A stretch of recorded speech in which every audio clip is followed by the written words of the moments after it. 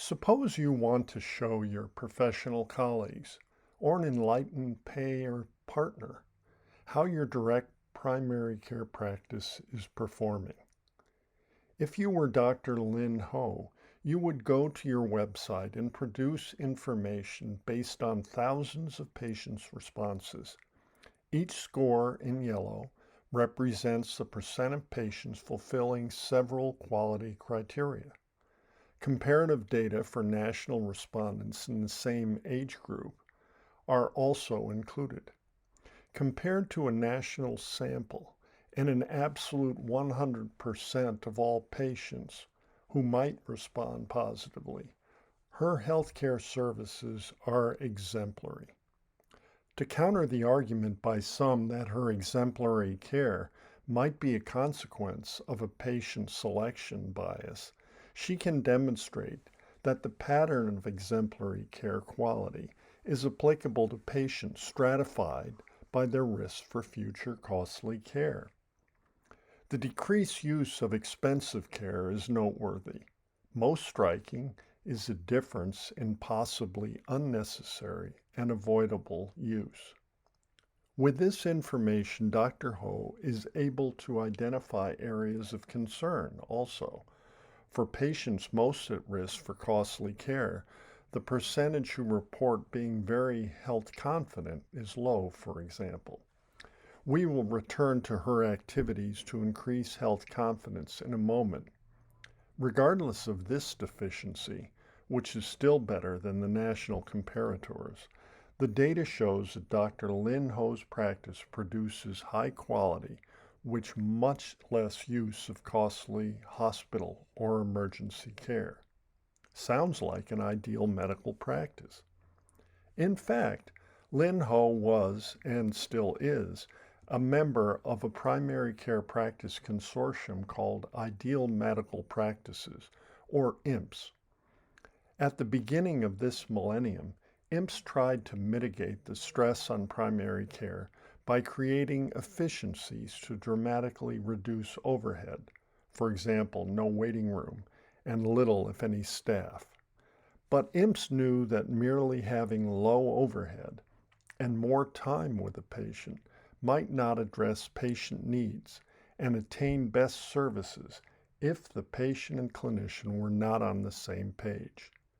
Therefore, most IMPS, like Dr. Lynn Ho, disseminated a standardized assessment and networking technology, or SAINT, that we define in a moment. In comparison, direct primary care practices adopted some IMP low overhead approaches, but focused on the wasteful fee-for-service and insurer areas. DPCs believe in following the money to get rid of waste. References 1 and 2 describe IMPs and DPCs.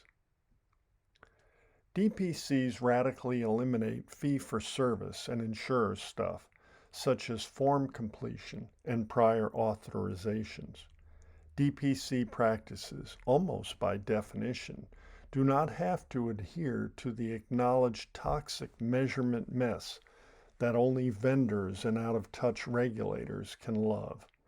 A recent National Academy of Sciences, Engineering and Medicine report provides some justification, saying, in essence, that current quality measures are killers for primary care and a recipe for burnout. However, both NASM and DPCs may be throwing out the patient with the bathwater. The recent Society of Actuaries report highlights this problem for DPCs. They conclude, further analysis into the effect of the DPC model in primary care on the quality of care, patient health status, and patient satisfaction is definitely needed.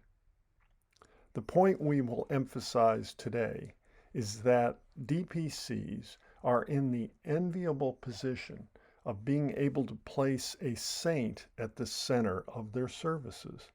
A pun, I realize, but easy to remember. A saint at the center of services. That is the focus of this presentation. More than 3 decades ago, community-based primary care clinicians began to systematically rectify the significant mismatch they had observed between what matters to patients and what clinicians knew. Gradually, they developed a simple and internationally adopted approach that placed them and their patients on the same page.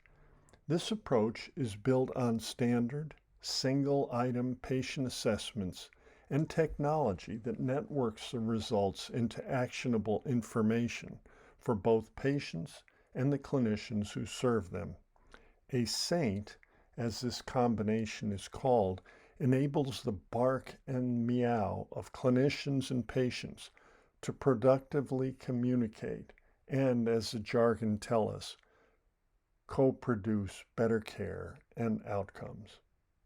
A saint's attributes are that it is easy to use, provides a service that is simple and cheap. It guides action, reduces clinician guesswork about what matters, guides resources, contributes to healthcare reliability and resource planning, facilitates a learning health system for quality assurance, accountability, and improvement, and documents in large controlled trial that it improves quality of service and patient outcomes.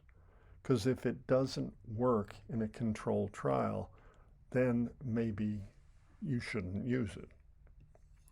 Several decades of clinician insights and suggestions, hundreds of thousands of patient uses, and several prospective studies documented that patient-reported health confidence is essential for desirable consequences of health services and patient self-management.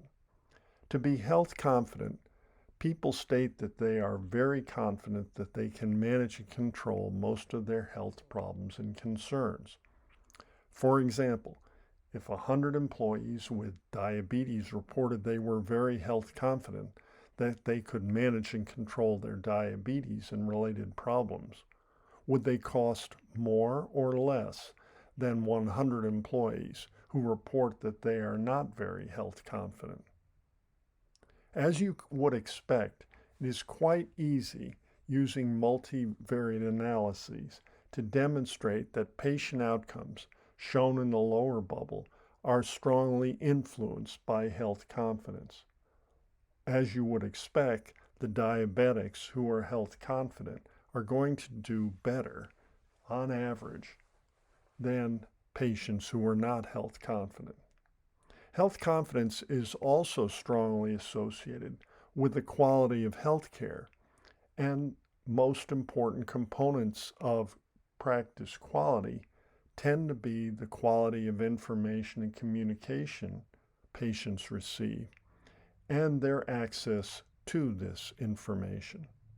None of this should be surprising, but it is surprising we have wasted so much trying to measure all related stuff without, again, to quote the jargon, going where the money is. The bottom line is that differences in costs and outcomes between patients who are very health confident and those who are less than very health confident, these differences are striking. Here are associated medical costs in 2015 dollars and time lost from work for employment-aged adults. Clearly, being a member of the orange bar, which means you are less than health confident, is not a very desirable state for anyone to be in. And when you adjust these results for disease burden, age, gender, etc., the magnitude of these differences does not go away. So being very health confident is a big part of the story of good health, but health confidence does not exist in a vacuum. Several additional measures matter a lot in augmenting or detracting from health confidence, and these additional measures that matter are also worthy of attention. These items are During the past 4 weeks, how much have you been bothered by emotional problems, such as feeling anxious, depressed, irritable, or sad? During the past 4 weeks, how much bodily pain have you generally had? How many prescription medicines are you taking more than 3 days a week? Do you think any of your pills are making you sick? And how confident are you that you can control and manage most of your health problems? The responses in yellow are of concern, and each item with a yellow response is summed to produce a What Matters Index, or WMI, with a range from 0 to 5.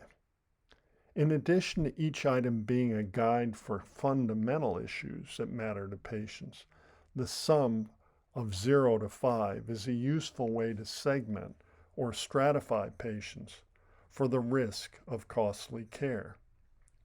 This diagram illustrates the predictive power of the WMI in private practices for chronic conditions, shown on the far left, Medicaid patients without chronic condition, shown in the middle, and Medicaid patients with chronic conditions, shown on the far right. Gray versus blue color of the columns is always a big jump. So we customarily suggest that patients with a WMI of 2 or higher receive special attention because they are particularly high risk. And by the way, the predictive power of the WMI has been shown to be as good as risk models generated from EMR and administrative data. It is very helpful to have a score in real time, understand the cause for its elevation, and know that the patient has already had a sort of heads up about it before seeing you. Compare this to the patient list sent to a practice of those at risk based on a black box algorithm and who knows what formula based on months or years old administrative data. To tell us how much better it feels in a DPC to work with a saint and the WMI, we will now hear from Dr. Lin Ho. Thank you, Dr. Wasson. John's presentation deals with data, lots of crunchable data, and the conclusions that can be drawn from that data. I'm going to switch viewpoints and talk about why I, as a clinician, continue to use this SAINT What Matters Index process during routine wellness visits to help me with the patient in front of me and to improve my practice. To recap, when my patient takes the free online survey prior to or during a visit, I will receive 5 vital pieces of information about the patient in front of me that are foundational to health: medication issues, polypharmacy, emotional concerns, pain, and health confidence. Additionally, taking the survey starts the patient down the path of thinking about asking for what they might need to improve their health and their health confidence. On the slide, this patient has completed the free online SAINT and receives the summary information shown here. The patient shown here has emotional issues that impact health, low confidence, and a belief that pills may be causing illness. Basic information is tailored to this patient's responses, including links to suitable tools that could be helpful. This patient was not very health confident and had a What Matters Index sum of 3, an increased risk for future costly care. Shown in blue is the patient's verbatim suggestion about what they think might increase health confidence. To reiterate, having this information available during the visit saves time, preloads the patient to think about his or her health and the importance of health confidence, and gives guidance about future steps to both of us. Because we are sharing the patient-generated information at the point of care, the patient and I start the visit on the same page, the patient's page, and the SAINT guides strategic and meaningful engagement about what matters to the patient. Real-time sharing of information from patients to clinicians has been shown to be helpful in controlled trials. This information is collected efficiently by the saint and rolled into a practice summary report, which enables me to examine aspects of my practice that might benefit from additional scrutiny and improvement. As an example, we can look at my practice's performance compared to national data. In this slide, we are looking specifically at the percentage of very health confident patients among those who have an elevated What Matters Index, like the patient we just discussed. Although my practice's health confidence level is good compared to national data, there is still plenty of room for improvement. Hopefully, over time, with attention to this metric, I will continue to see an increase in the practice-wide confidence level. On the next slide, the left panel shows how I and 3 other practices that were using this saint have documented improvement in the health confidence of our patient population. The dots represent multiple patients in each practice. The article describes our methods. The right panel demonstrates the change in health confidence for at-risk patients in another practice when this metric is measured and then attended to. The dots represent individual patients. Though this is not a controlled trial, the movement of the practice level or the individual patient confidence levels provide evidence that we can help patients improve their health confidence. Lastly, we are beginning to monitor care for all our patients to see how much over time we can drive up health confidence and drive down the What Matters Index. This slide shows that I and another colleague seem to be moving in the right direction. In summary, we believe that DPCs will benefit by adopting the What Matters Index and the saint that supports it because actionable information is generated quickly and automatically and ensures that patients and clinicians are on the same page. The method is free and simple to use on ubiquitous desktops, laptops, tablets, and cell phones. The method is customizable by the practice. It guides services for what matters to patients. It immediately informs clinicians and patients about the risk for future costly care, and directly supports DPC and employer objectives for quality assurance, accountability, and improvement. We were invited to present this information about the What Matters Index and saints because these approaches establish a foundation on which to build quality 21st century care. Next steps we'd recommend are that a small group of DPCs familiarize themselves with HowsYourhealth.org for a small number of patients and discuss their methods and results. These initial early adopters can spread use and best practices among other DPC practices. DPCs have correctly minimized the numerous, insufficient, harmful measures described by the National Academy. However, third-party payers, such as large employer groups, may in the future link payment with a quality assurance method that meets our patients, our own, and society's needs. Some people might pray to a saint for help. Our recommendation is that you work with one.